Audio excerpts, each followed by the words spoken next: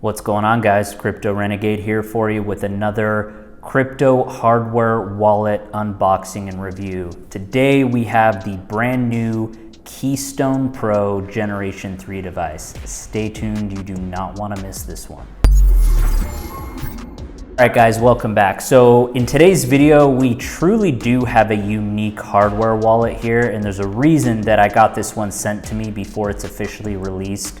Now, if you like anything about this wallet as I kind of go through it, just make sure to check out the links down below in the description, which will give you, as of filming this and releasing this, the best pre-order discounts that are available and possible. And then also after it's released, it'll have the best deals as well. So go ahead and just check it out if you want the best discount, period. Moving on from that, we're going to talk about a couple of different things, what makes this different from the original Keystone Pro or the Generation 2 that originally started as a Kobo Vault Pro, as a throwback to the original company.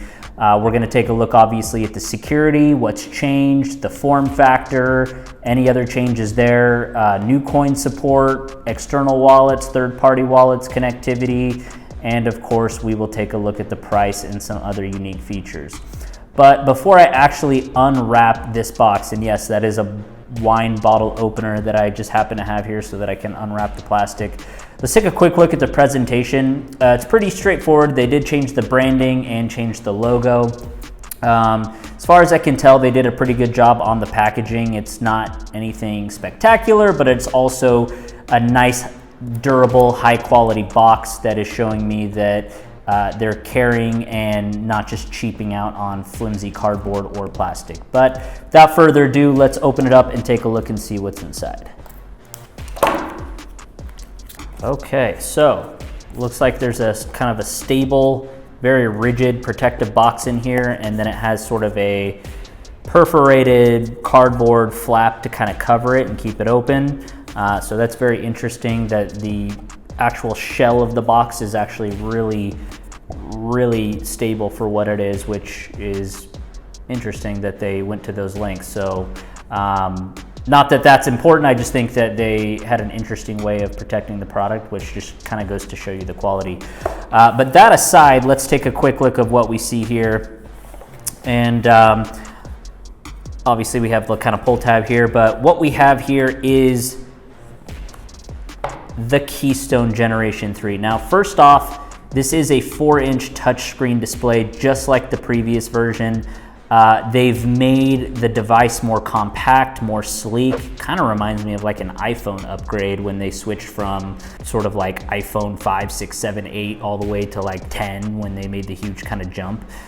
So this is kind of really interesting. If I kind of look at the way that it's formed on the back, that's a pretty seamless design. It appears to be bezel-less. Right here, we still have our micro USB slot right here. This is for offline firmware upgrades. And again, for those of you that don't know, this is still an air-gapped device, which means there is no Wi-Fi, no Bluetooth, no NFC, and no internet connectivity of any kind.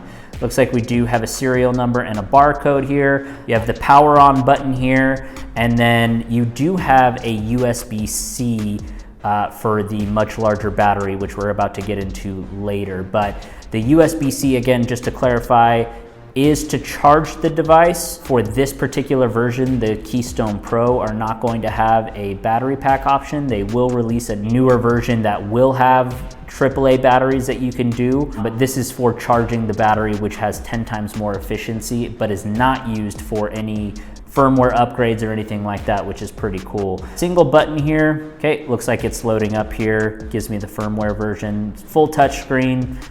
Seems pretty intuitive, and it will take me through creating a wallet or importing a wallet. Obviously, I'm not going to go through the security steps of setting this up here right now, but as you can kind of get a feel for the screen, the bezels are pretty thin, and it is a 4-inch touchscreen display.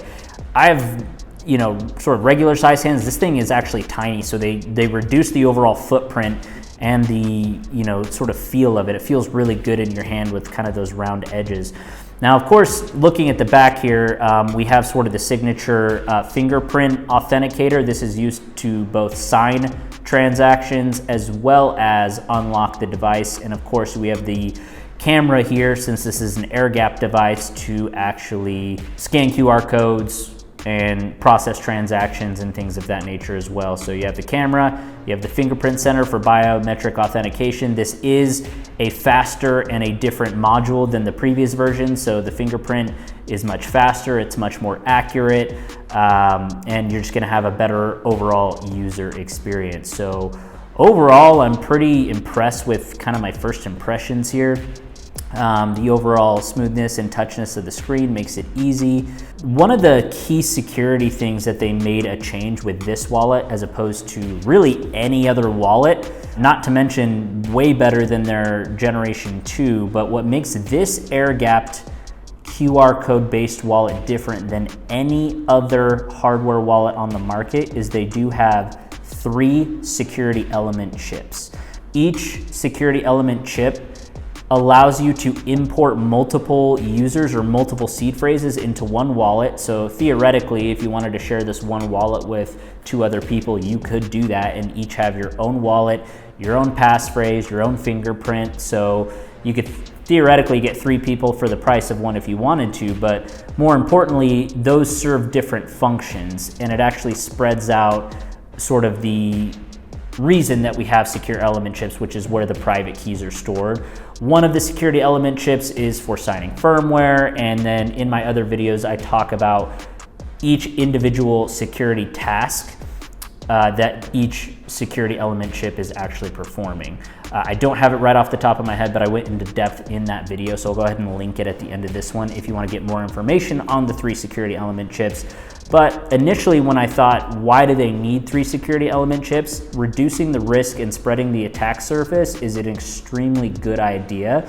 It's sort of like decentralizing the wallet in of itself and allows you to not only have multiple people use the same one, which I don't personally recommend and I wouldn't personally use, but if you're in a family situation or a trusted partner situation where you might want to do that, you have that ability to do that here, and additionally it spreads out all the risks and the tasks amongst those 3 different security element chips. The UI is obviously looking a lot cleaner. I'll get back to you on my actual experience with that as well, but more importantly, not only did they clean up the design, not only did they clean up the user experience, they did add 2 more security element chips that are EAL5 6+, I believe, and I will correct that with text on the screen if for any reason it's a 5, but I believe it's EAL6+ security element chips. The overall security isn't quite what the Engrave 0 is with the EAL7 certification for the firmware, which is still the highest rating that there is, but needless to say, this is going to be a much more affordable option, and I'm going to do a full comparison video later between this Keystone Pro Generation 3 and the Engrave 0, which is my current favorite wallet, and we'll take a look at some of those options. But let's move on to real quick the coin support now that we've covered security. I know a lot of common questions I'm going to get. Yes, this does have a passphrase. In terms of coin support, it does work with MetaMask. It does work with several third-party wallets. And again, the link in the description will tell you exactly which ones are active, but I know MetaMask is the most common and the most popular. It does allow between all of those wallets a 5,500 coin token blockchain support spread amongst all of those. And I believe there are about over 30 native applications for, obviously Bitcoin, Ethereum, ERC20 tokens, Polkadot, Kusama, those tokens and that network, Solana, XRP, just to name a few off of the top of my head. But there also, of course, is more. So you're never going to have a problem here with coin support, third-party application integration, and you're going to have everything securely stored offline. In terms of the actual price of the device, this is, again, depending on when you're seeing this, I'm going to give you what the general retail price is, and then of course I'll give you what the current price is as of releasing this video with my discount below.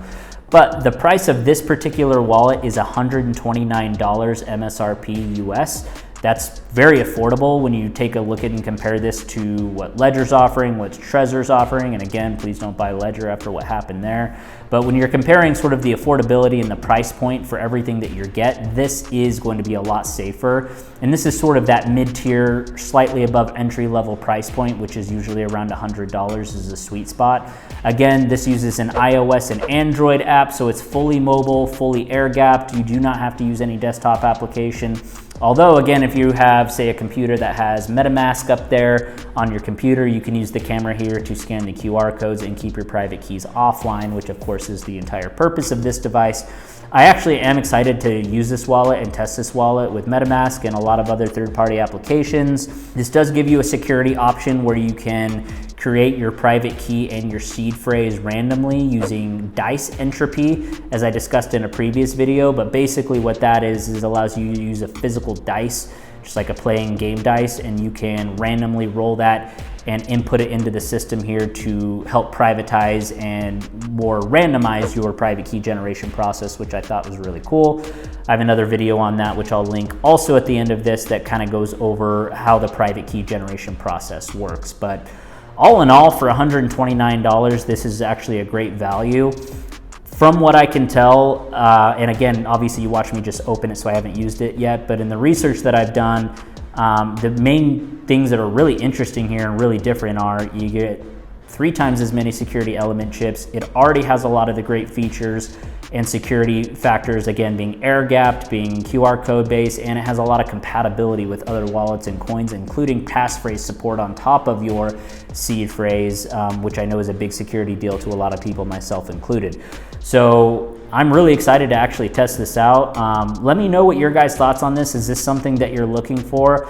I could tell you right off the bat, if you're looking at like Arculus or Hash Wallet or Ledger, I would definitely choose this over those. I can tell you that right away.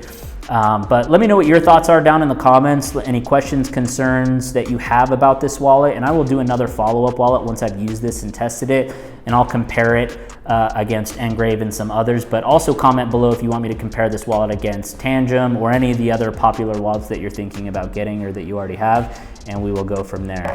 As far as wrapping this up, it does come with a USB-C cord in the box so that you can charge it. Again, it doesn't come with a micro SD card for a firmware upgrade that is sold separately, but that is what that's used for.